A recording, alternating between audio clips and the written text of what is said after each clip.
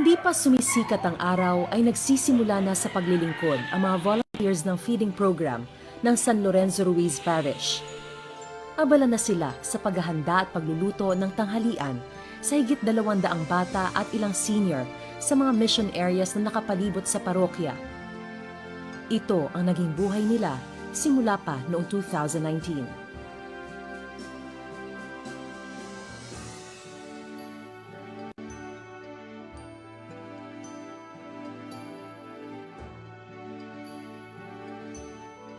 Araw-araw ay sumasakay ng tricycle, lumalakad sa mga masisikip na eskinita, gilid ng creek o makipot na tulay, maihatid lamang ang mga munting baunan sa mga tahanan.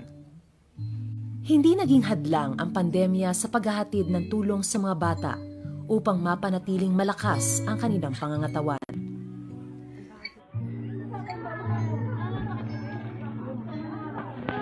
Nagpapasalamat kami sa lahat ng magigiting na volunteers ng SLRP Feeding Program, lalong-lalo na sa mga foundations and benefactors para sa kanilang walang sawang suporta.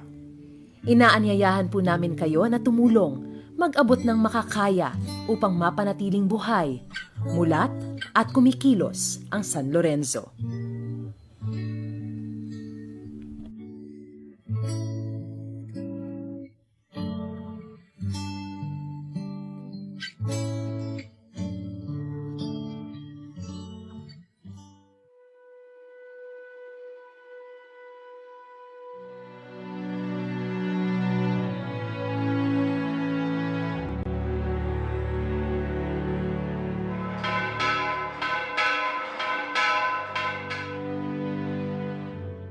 Sa lahat.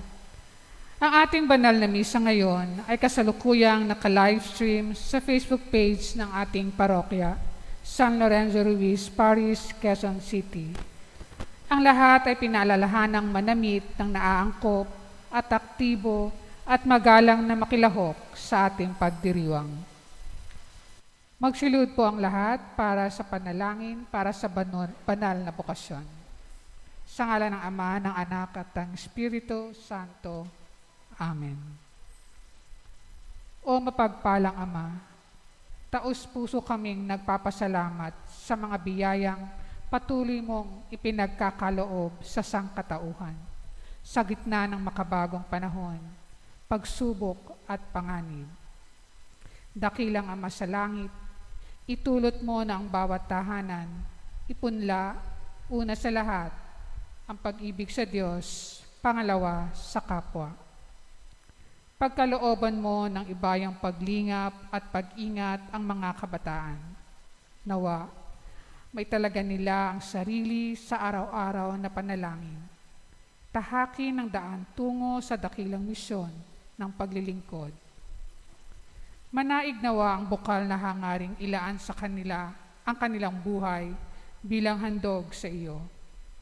Gawin mo silang matatag sa pagtanggap ng paghihirap at paglaban sa tukso tungo sa adhikaing maging tagapagpalaganap ng iyong salita at tagapagpaligtas ng mga kaluluwa. Sa pamamagitan ni Jesucristo, aming manunubos, at ni Maria, aming mahal na ina, ang sambayanang Katolika ay taimtim na nagsusumamo, dinggin ang aming mga dalangin. Naway mapuspos ng maalab na pagtugon ang mga magulang, mga kabataan, mga mananampalataya at ang simbahan sa malawakang panawagan, pananalangin at pagkilos sa pagyabong ng banal na bukasyon, sa pagpapari, pagmamadre, buhay religyoso at religyosa. Amen. Sa ngalan ng Ama, ng Anak at ng Espiritu Santo. Amen. Please be seated for a while.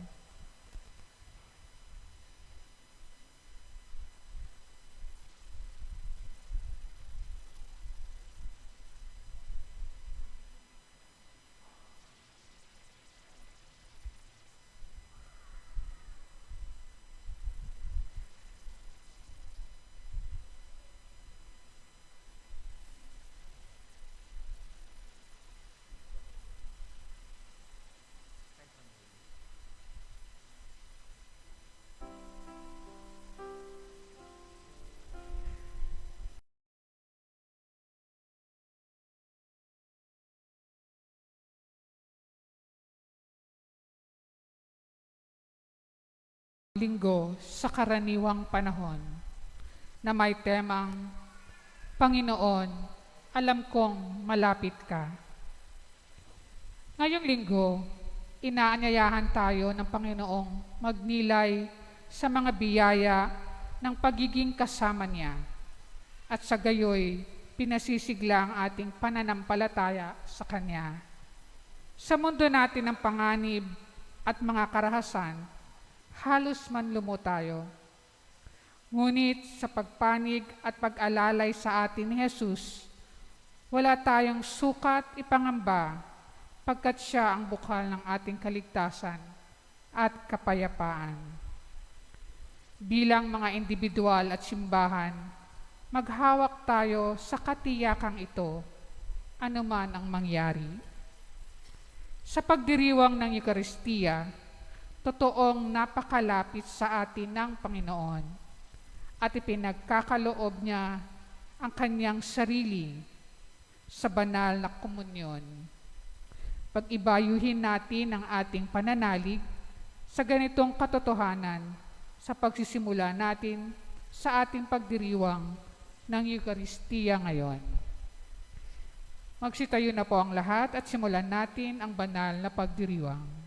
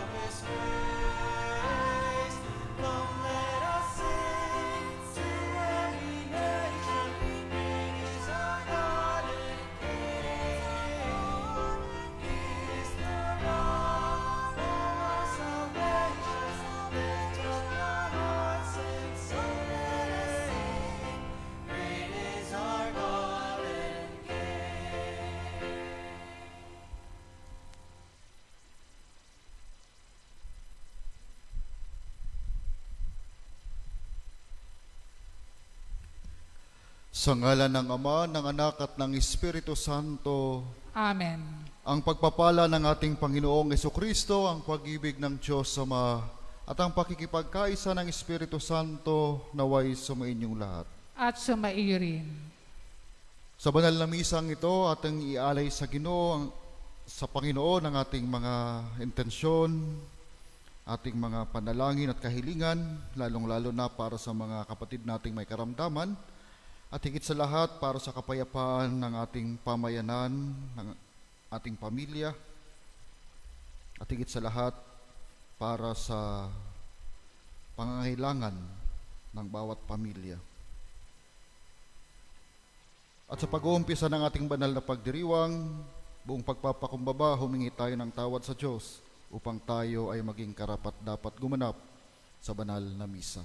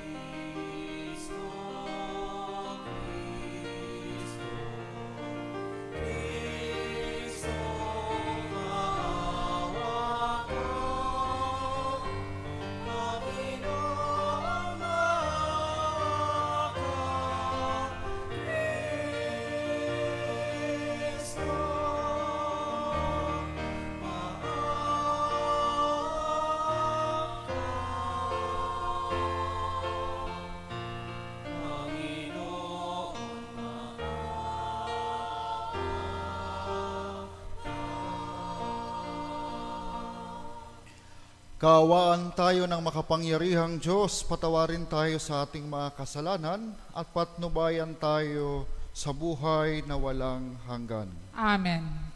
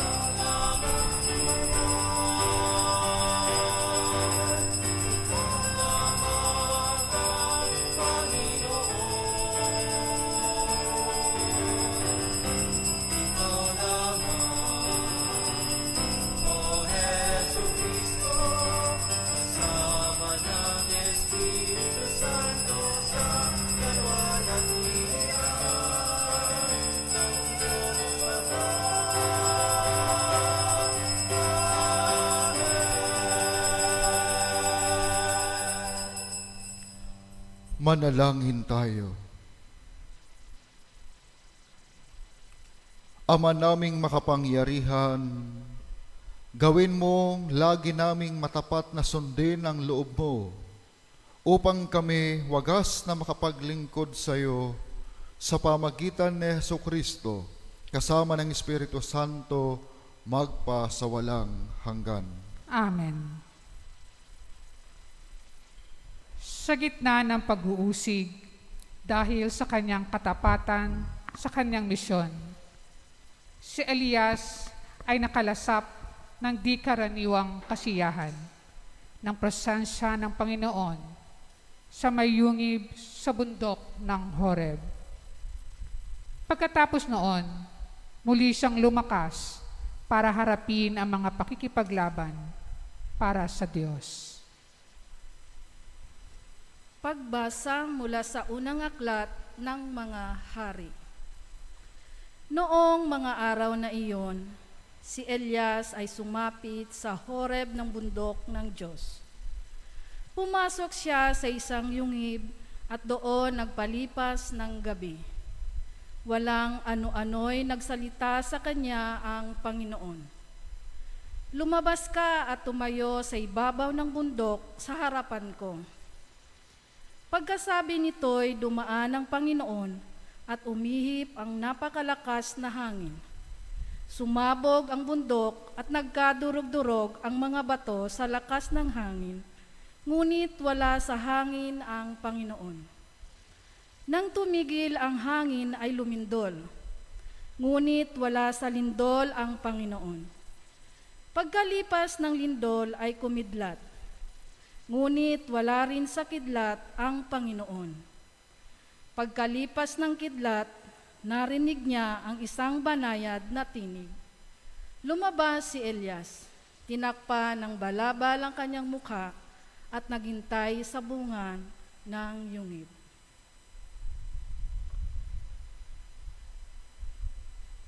Ang salita ng Diyos. Salamat sa Diyos. Pag-ibig mo'y ipakita, iligtas kami sa dusa. Pag-ibig mo'y ipakita, iligtas kami sa dusa. Aking naririnig magmula sa poon ang sinasalita. Sinasabi niya ang mga lingkod niya'y magiging payapa. Kung mangagsisisi at di na babalik sa gawang masama, ang nagpaparangal sa pangalan niya'y kanyang ililigtas, at sa ating lupain ay mananatili ang kanyang paglingap. Pag-ibig mo'y ipakita, iligtas kami sa dusa. Ang pagtatapatan at pag-iibigay magdadaop palad. Ang kapayapaan at ang katwiray magsasamang ganap. Sa balat ng lupay pawang maghahari yaong magtatapat, at ang katarungan na may maghahari mula sa itaas. Pag-ibig mo'y ipakita, iligtas kami sa dusa. Gagawing maunlad ng Panginoong Diyos itong ating buhay. Ang mga halaman sa ating lupain, bubungang mainam. Sa harapan niya yaong maghahari, pawang katarungan. Magiging payapat susunod ang madla sa kanyang daan. Pag-ibig mo'y ipakita, iligtas kami sa dusa. Sa bihirang pagpapakilala sa sarili, ipinahayag ni San Pablo sa kanyang mga mambabasa ang kanyang pagdaramdam dahil sa pagmamatigas ng mga Israelita sa di pagtanggap kay Jesus bilang Mesiyas. Pagbasa mula sa sulat ni Apostol San Pablo sa mga taga-Roma. Mga kapatid, saksi ko si Kristo na katotohanan ang sinasabi ko. Hindi ako nagsisinungaling. Saksi ko rin ang Espiritu Santo na malinis ang aking budhi sa sasabihin kong ito sa inyo. Matindi ang aking kalungkutan at di mapawi ang pagdaramdam ng aking puso tungkol sa aking mga kalahi at mga kababayan. Ano pat mamatamisin kong ako'y sumpain at mawalay kay Kristo, alang-alang sa kanila. Sila'y mga Israelita at itinuring ng Diyos na mga anak niya. Nakita nila ang maliwanag na tanda na nagpapakilalang siya'y kasama nila. Sa kanila nakipagtipan ang Diyos. Sa kanila rin ibinigay ang kautusan, ang tunay na pagsamba at ang mga pangako.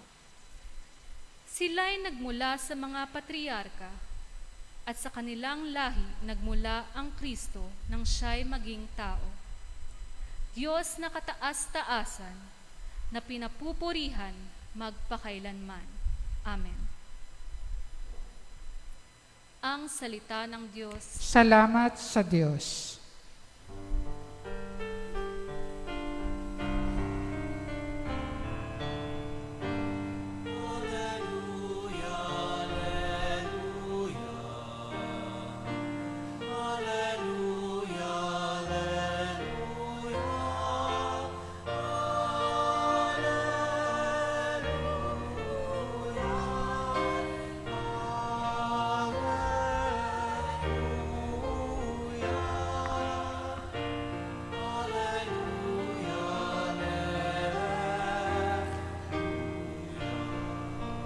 Poon, ikaw ang pag-asa, ang salita mo'y ligaya, pag-asa ko sa tuwina.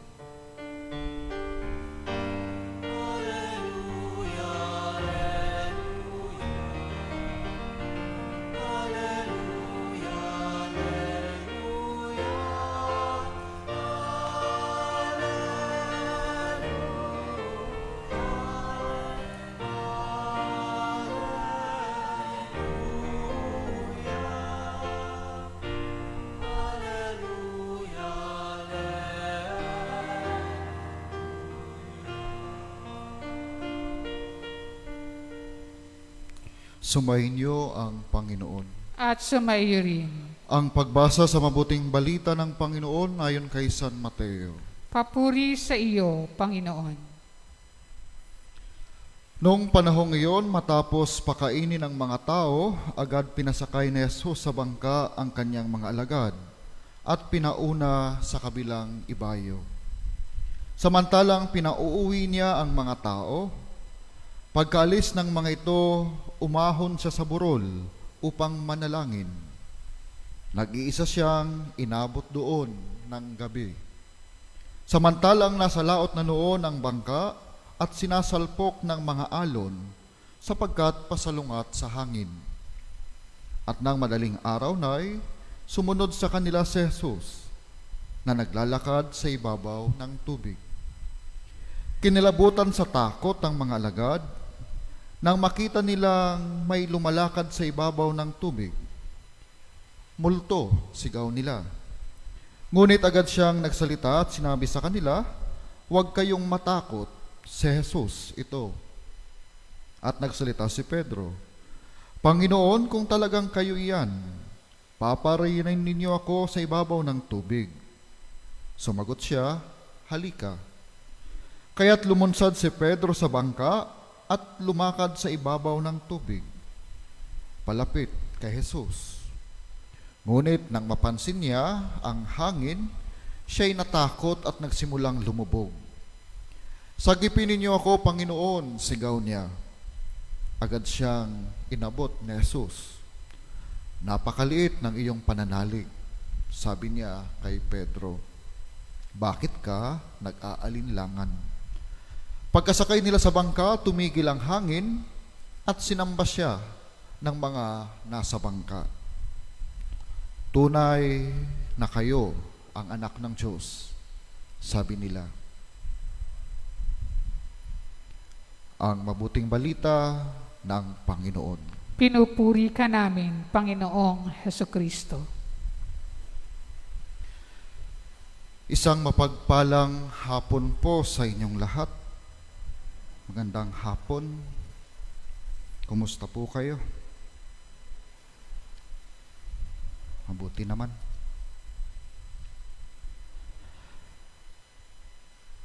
Bilang mga tao, alam po natin na kabahagi ng ating kabuuhan, ng ating pagkatao, ang pangamba at takot. Ang takot at pangamba, mas lalo itong nagiging malakas, matingkad sa ating pakiramdam sa mga pagkakataon na wala tayong kasiguruhan. Hindi natin alam kung ano yung mangyayari sa hinaharap. Kahit ganun pa man kabahagi siya ng ating pagkatao, ang takot at pangamba, sa buhay din po natin, yung pagtitiwala, ito po'y laging nandyan. Laging nakaugat, matatag. Hindi man po natin pansin. Kaya nga madalas, minsan, sinasabing nakakawala ng tiwala. Pero sa totoo, mayroon pong mas malalim, kumbaga nakaugat na malalim yung pagtitiwala sa ating pagkatao. Halimbawa po, paano po ba natin nalalaman na tayo'y nalalaman at nakakasiguro na tayo'y gigising pa bukas? Maliban sa alam natin na pagkatapos ng gabi, may bukang liwayway, sisikatan tayo ng araw. Hanggang doon lang po. Subalit, nandun yung pagtitiwala na tayo'y gigising pa. May panibagong buhay kinabukasan. Paano po natin malalaman na hindi tayo magkakasakit sa ating mga kinakain? Sa mga binibiling pagkain, sa mga pinupuntahang kainan, hindi man natin sabihin, subalit nandun yung ating pagtitiwala doon sa naghahanda ng pagkain. Hindi man natin nakikita. Paano po natin malalaman na tayo makararating doon sa ating paruroonan na walang mangyayaring masama? Hindi man po tayo aware, pero nandun nakaugat yung pagtitiwala na yung mga taong makakasalubong natin sa daan, tayo'y walang maari o pwedeng mangyaring masama. Laging nandun yung pagtitiwala. At yung pagtitiwalang yon, minsan, ito yung nagdadala sa atin sa sinasabi nating ipagpasa Diyos na lang yung pagtitiwala sa Diyos. At sa ating ebanghelyo, tayo tinutulungan ng Panginoon. Tayo tinutulungan ng Panginoon sa ating paghangad na makasama, maramdaman yung presensya ng Diyos. Sa unang pagbasa, sa malakas na hangin, sa kulog, sa apoy, wala po ang Diyos doon. Kung hindi sa katahimikan. Pagkatapos pakainin ni Jesus ang libo-libong tao, pagkatapos niyang paunahin ang kanyang mga alagad, siya'y umakyat sa bundok. At alam naman po natin na ang bundok sa kasaysayan ng ating kaligtasan, ito yung lugar kung saan ang tao at ang Diyos ay nagtatagpo. Kaya nga, si Moises, kapag gustong kausapin ng Panginoon, siya'y aakyat sa bundok. Maraming propeta ang ginagawa.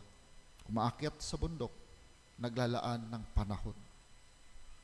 At parang sinasabi sa atin, napakahalaga na sa bawat ginagawa natin, tapusin yung araw na tayo'y magkaroon ng sacred space sa ating sarili at sa Diyos. Kahit si Jesus na anak ng Diyos, taong totoo, Diyos na totoo, siya'y naglalaan ng panahon para sa Diyos. Parang pinapaalala sa atin na dapat tayo ay humuhugot ng lakas sa Diyos. Kaya lang, naalala ko nung kabataan ko pa, Kapag sinabing magkakaroon ng retreat, ang laging tanong, tahimik ba doon? Maganda ba yung lugar, yung view, para makapagdasal, makapagnilay? Subalit sa panahon po natin ngayon, iba na po yung tanong. Alam niyo po kung ano yung tanong. Ha? Kahit sa mga madre at sa mga pare, ang tinatanong, may internet connection ba doon?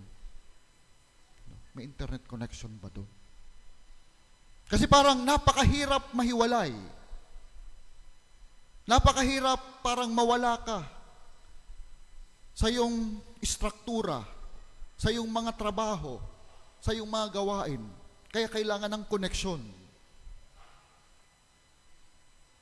Kasi parang pag nawalan ka ng koneksyon, parang buong buhay mo na yung nawala. Subalit pinapaalala ng Panginoon, bilang tao, kailangan nating maglaan ng oras at panahon para sa Diyos.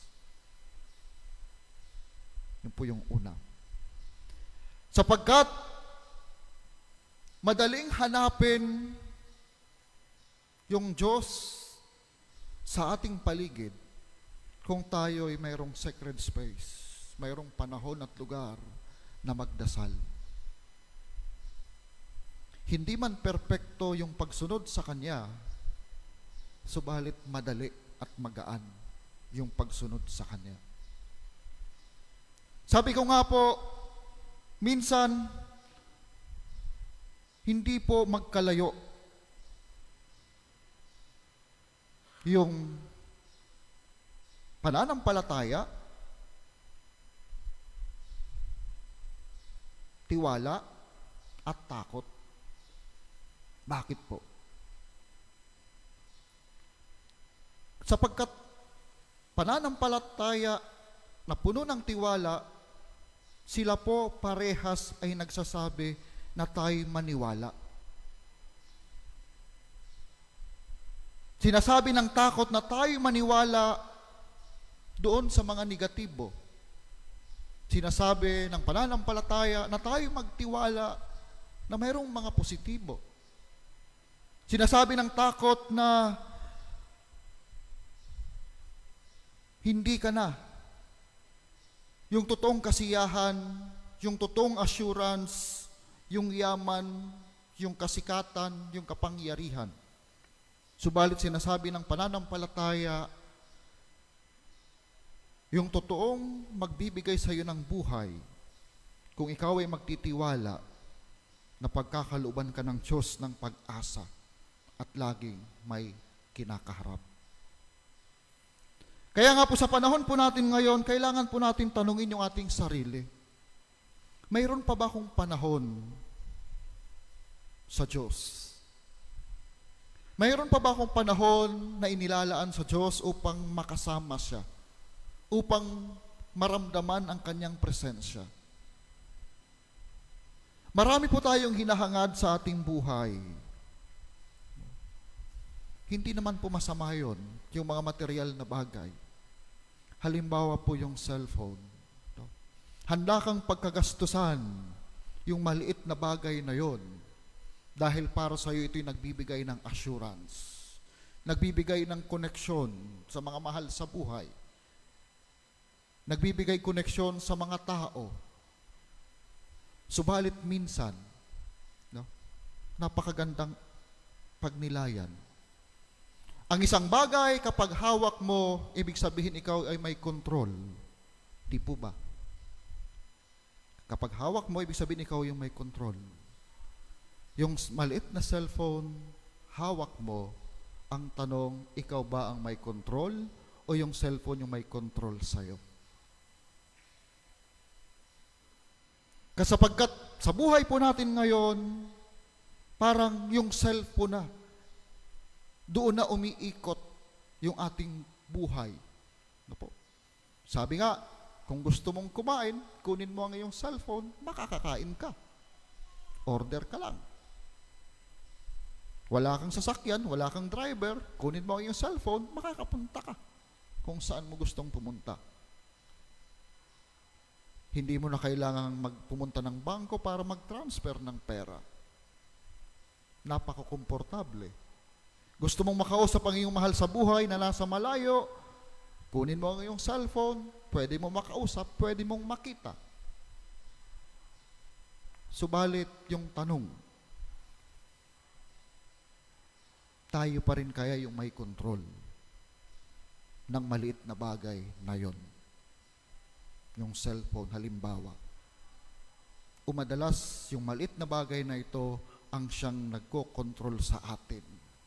At sa maliit na bagay na ito, sa halip na kapayapaan, katahimikan ang ating maramdaman, madalas takot, pangamba at pagkamuhi ang nararamdaman sa puso. Minsan nakakalungkot. Minsan nakakalungkot na yung maliit na bagay na yon ang siya nang may control sa ating buhay. Kaya parang sinasabi sa atin na kailangan magkaroon ng panahon sa Diyos. Sapagkat may kasabihan po tayo, hindi kayang gawin ng demonyo na masama ang tao. Sapagkat ginawa ng Diyos ang tao na mabuti. Malinaw po yan. Ginawa ng Diyos na ang tao na mabuti. Kaya hindi pwedeng gawin ng demonyo na masama ang tao. Subalit pwedeng gawin ng demonyo na abala o busy ang tao. Sapagkat kapag ang tao ay abala, busy, ibig sabihin walang panahon sa Diyos.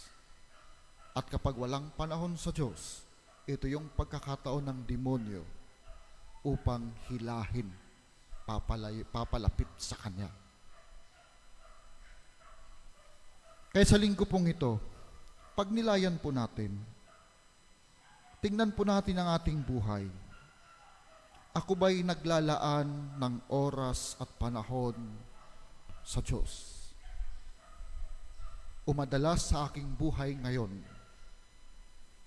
maraming mga multo akong nakikita na naghahatid ng takot, pangamba sa aking buhay.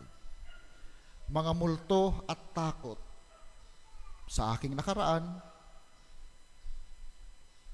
multo at takot na hindi magandang relasyon sa kapitbahay at mga kasamahan sa community, multo at takot na madalas inilalagay sa social media na hindi pinag-iisipan, pinagninilayan o dinadaan sa panalangin.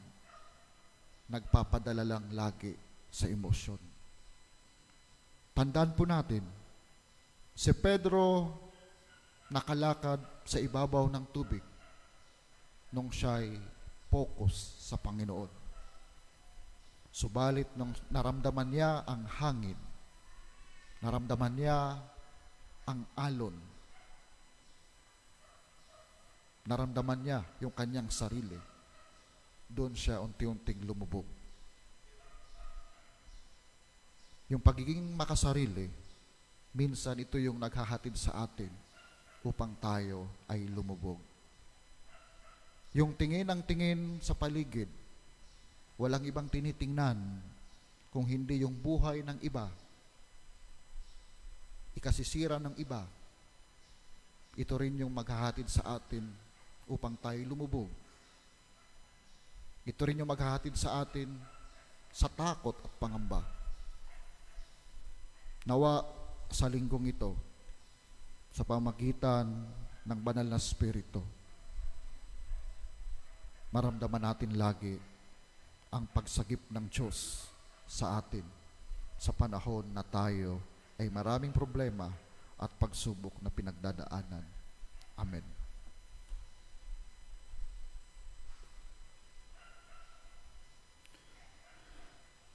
Magsitayo po tayo.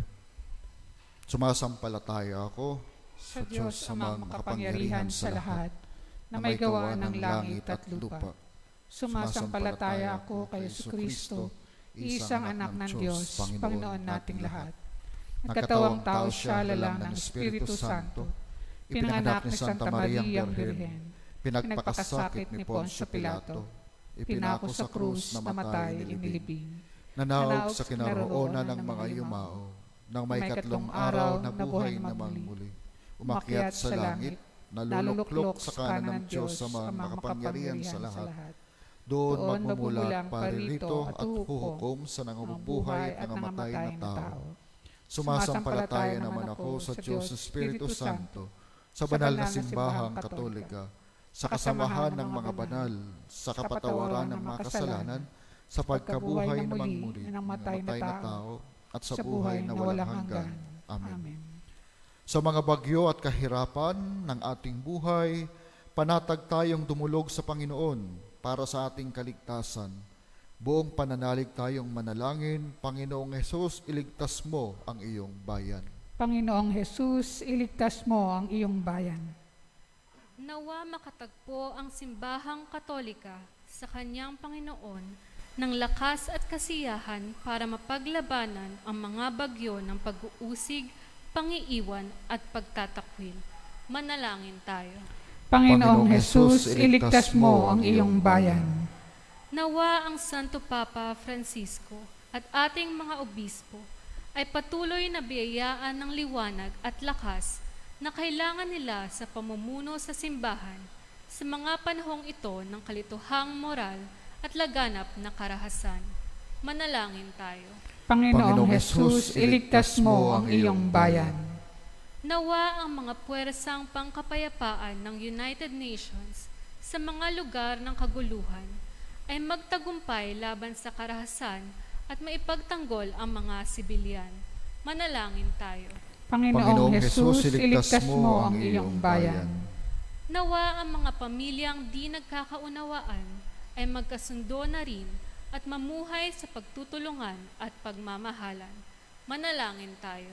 Panginoong Hesus, iligtas mo ang iyong bayan.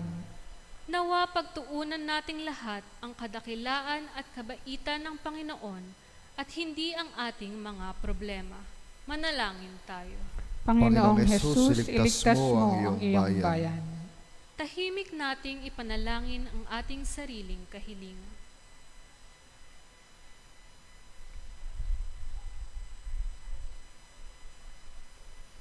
Manalangin tayo.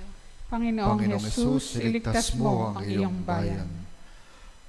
Panginoong Hesus, bukal ng lahat ng tapang at kaligtasan, tulungan mo kaming harapin ang mga hamon ng buhay ng buo ang loob at pananalig na ikaw ay kapanig namin hanggang sa magtamo kami ng kapayapaan kung saan ka nabubuhay at nagahari ng walang hanggan.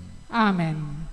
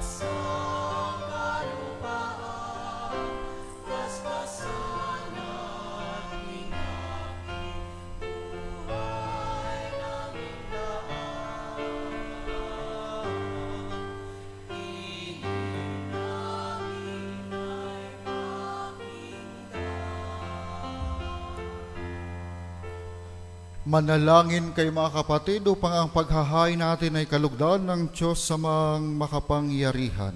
Tanggapin nawa ng Panginoon itong paghahain sa iyong mga kamay, sa kapurihan niya at karangalan, sa ating kapakinabangan at sa buong sambayanan niyang banal.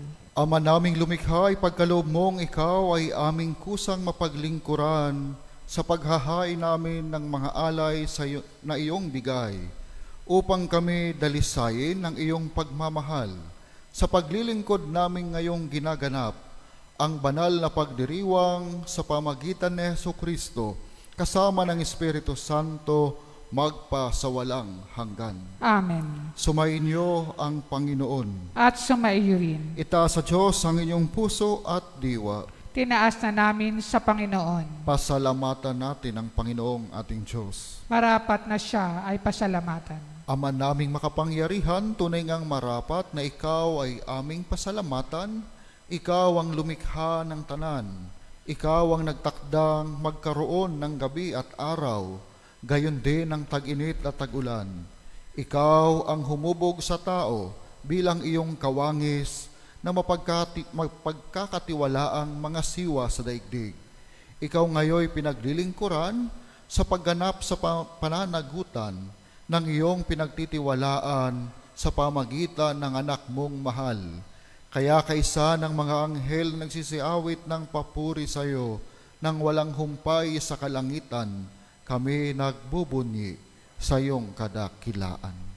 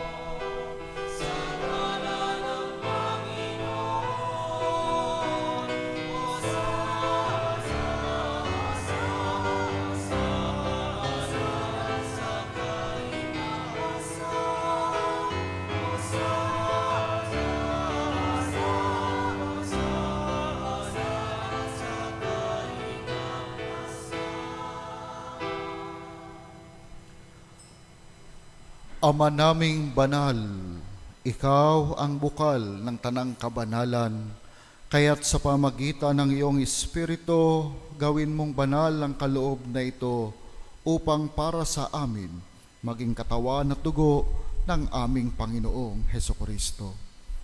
Bago niya pinagtiis ang kusang loob na maging handog, hinawakan niya ang tinapay, pinasalamatan kaniya, pinaghati-hati niya iyon, iniabot sa kanyang mga alagad at sinabi, "Tanggapin ninyong lahat ito at kanin. Ito ang aking katawan na ihahandog para sa inyo."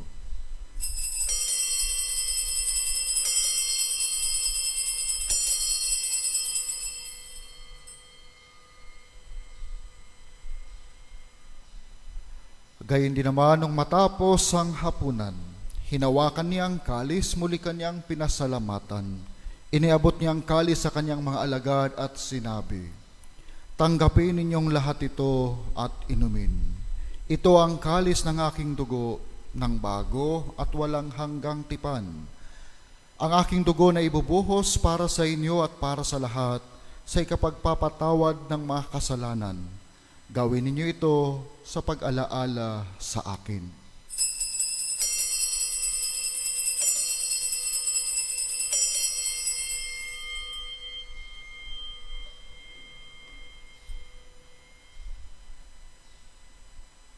Ipagbunyi natin ang misteryo ng pananampalataya.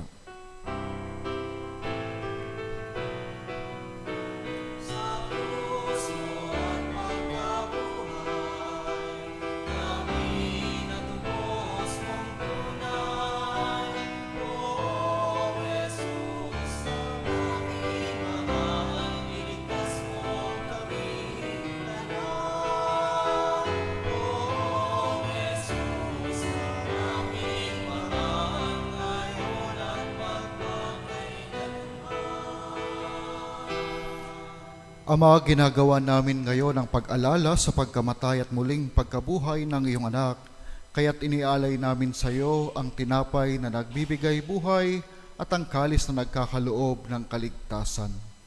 Kami nagpapasalamat dahil kami iyong minarapat na tumayo sa harap mo para maglingkod sa iyo. Isinasamo namin kaming magsasalo-salo sa katawan at dugo ni Kristo ay mabuklod sa pagkakaisa sa pamagitan ng Espiritu Santo. Ama, lingapin mo ang iyong simbahang laganap sa buong daigdig, puspusin mo kami sa pag-ibig, kaisa ni Francisco na aming Papa, at ni Roberto na aming Obispo at ng Tanang Kaparian. Alalahanin mo rin ang mga kapatid naming nahimlay nang may pag-asang sila'y muling mabubuhay, gayon din ang lahat ng mga pumanaw. Kaawaan mo sila at patuloyin sa iyong kaliwanagan. Kaawaan mo at paging dapating kaming lahat na makasalo sa iyong buhay na walang wakas. Kaisa ng mahal na Birheng Maria na ina ng Diyos, ni San Jose na kabiyak ng kanyang puso, kaisa ng mga apostol at ng lahat ng mga banal na namuhay dito sa daigdig ng kalugod-lugod sa iyo. May pagdiwang nawa namin ang pagpupuri sa kararangal mo sa pamagitan ng iyong anak na aming Panginoong Hesukristo. Sa pamagitan ni Kristo, kasama niya at sa Kanya, ang lahat ng parangal at papuri ay sa iyo, Diyos samang makapangyarihan, kasama ng Espiritu Santo, magpa sa walang hanggan.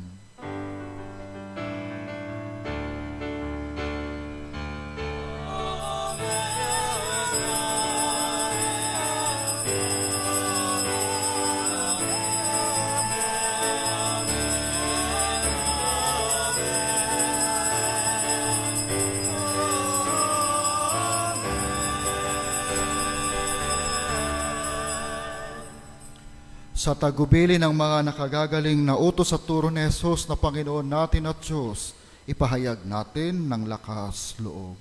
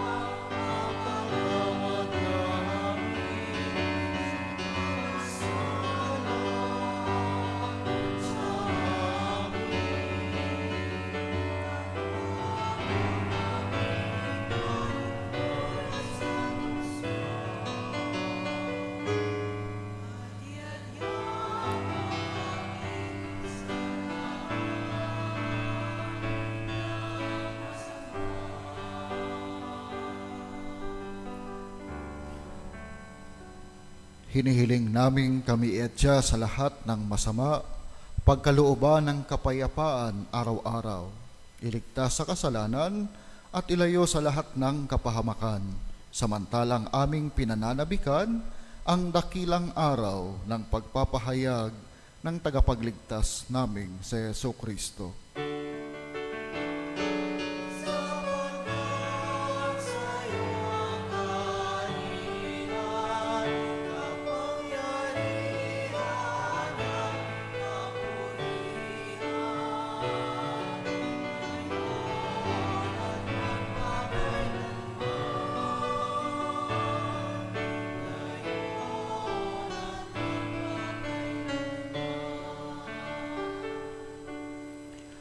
Panginoong Hesukristo, sinabi mo sa iyong mga apostol, kapayapaan ang iniiwan ko sa inyo. Ang aking kapayapaan ang ibinibigay ko sa inyo. Tunghayan mo ang aming pananampalataya at huwag ang aming pagkakasala. Pagkalooban mo kami ng kapayapaan at pagkakaisa ayon sa iyong kalooban, kasama ng Espiritu Santo magpasawalang hanggan. Amen. Ang kapayapaan ng Panginoon ay laging sumainyo. At sumaiyo rin. Magbigayan po tayo ng kapayapaan sa isa't isa.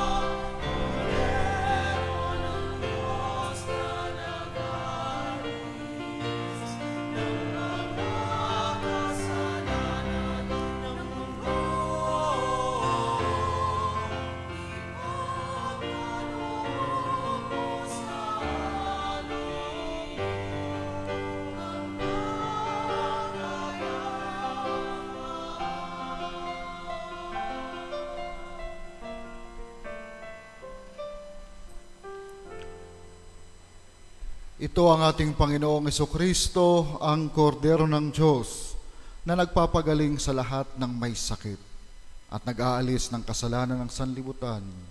Mapalad ang mga inaanyayahan sa kanyang piging. Panginoon, hindi ako karapat-dapat na magpatuloy sa iyo, ngunit sa isang salita mo lamang ay gagaling na ako.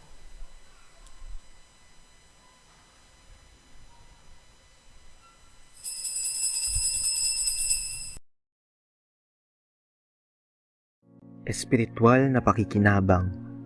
O Jesus ko, naniniwala ako na ikaw ay tunay na naririyan sa banal na sakramento. Minamahal kita ng higit sa lahat at ninanais ko na ikaw ay tanggapin sa aking kaluluwa. Bagamat sa sandaling ito ay hindi kita matatanggap sa paraang sakramental, pumarito ka man lamang sa aking puso sa paraang espiritual. Tinatanggap kita na ikaw na naririto at buong puso akong nakikipag-isa sa iyo. Huwag mong pahintulutang ako'y mapahiwalay sa iyo. Amen.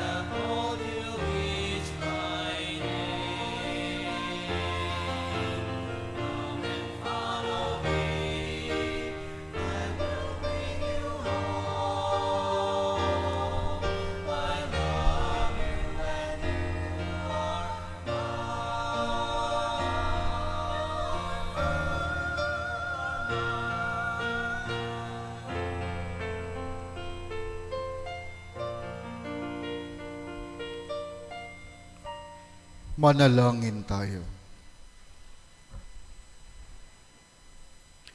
Ama naming mapagmahal, gawin mong sa aming banal na pakikinabang, kami ngayon ay iyong matulungan at mahubog para mamuhay sa kalangitan. Sa pamagitan ni Jesucristo, kasama ng Espiritu Santo, magpa sa walang hanggan. Amen. Magsiupo muna sa mandali para sa ilang paalala. Una, meron po tayong second collection para sa pagkapagawa ng Kristong Hari Parish Shrine of the Youth sa Diocese of Novaliches. Ikalawa, ang area visitation ng ating mga parish pastoral workers ay patuloy pa. Natapos na nila ang mission areas, sila ay pupunta sa lahat ng areas ng ating parokya. Layunin nitong kumustahin ang mga parokyano ng San Lorenzo at napag-usapan ng mga programa ng simbahang akma sa mga pangangailangan ng mga pamilya at komunidad. Ito ay hanggang sa August 31. Sa detalyadong schedule ng pagbisita, maaari pong sumangguni sa inyong BEC coordinator. Hinihikayat din po ang lahat ng area coordinators, assistant coordinator, and ministry heads or assistant ministry head na makiisa sa area visitation. Ikatlo, inaanyayahan po ang lahat na makiisa at makisalo sa Martes, August 15, para sa Feast of the Assumption of the Blessed Virgin Mary. Magsisimula po ang selebrasyon sa ganap na alas 5:30 ng umaga or 5:30 a.m. para sa Holy Rosary na agad namang susundan ng banal na misa. Sa ganap na alas 6 ng umaga, mayroon din pong munting salo-salo matapos ang misa. Maraming salamat po. Palakpakan po natin ang Panginoon. Karagdagan, panawagan o announcement. Una po ang aming personal na pasasalamat sa lahat ng parokyano ng parokya ng San Lorenzo Ruiz sa inyong patuloy na suporta sa mga gawain sa ating parokya. Sa lahat ng mga tahanan na nagbukas para sa ating family visitation. Ginagawa po natin yung family visitation hindi po para makakuha lang ng mga data. Ginagawa po natin yung family visitation para ipakita yung pangungumusta sa lahat ng mga pamilya at higit sa lahat, maramdaman ng bawat pamilya na kayo po ay kabahagi ng parokyang ito. Kayo po ay mayroong lugar sa parokya pong ito dahil kayo po ay taga rito. Kaya po ito'y kabahagi ng gagawing programa sa loob ng 5 taon. Ibig pong sabihin, hindi man po 100% kung ano po yung nakuha ng mga suggestion po ninyo, ay magagawa po ng parokya sa loob ng 5 taon, at least 50% po kabahagi po kayo ng programa at maramdaman po ninyo na nakakatugon yung parokya sa pangangailangan po ninyo, higit sa lahat sa buhay espiritual. So muli, maraming salamat po sa inyong pagiging bukas, hindi lamang sa pagtanggap sa mga bumibisita, sa mga bahay, kung hindi yung pagiging bukas ng inyong sarili sa pakikibahagi, sa mga sharing, sa mga kasama sa parokya. So, salamat po. Kalawa, sa mga nais pong, sabi ko nga po, sana lahat ay kabahagi sa parokya. Sa mga nais pong maging miyembro ng mga ministry ng parokya, lector, lay minister, sa iba't ibang ministry, pwede po kayong makipag-ugnayan sa mga kakilala po ninyong leader po dito, o personal po kayo makipag-ugnayan sa akin bilang inyong kura paroko o sa opisina. Ikatlo, kung kayo po'y mayroong mga kahilingan, prayer intentions, lagi pong mayroong pong papel sa likod, ballpen, pwede nyo pong isulat ang inyong mga mass intentions, pwede nyo pong ihulog dyan o diretso po sa opisina. Para ito'y naipapanalangin at naisasama po sa ating mga misa ang inyong mga prayer intentions. Yun lang po. Maraming salamat at syempre salamat sa aking nakasama ngayong hapon. Pamilyar po yung pangalan niya sa inyo.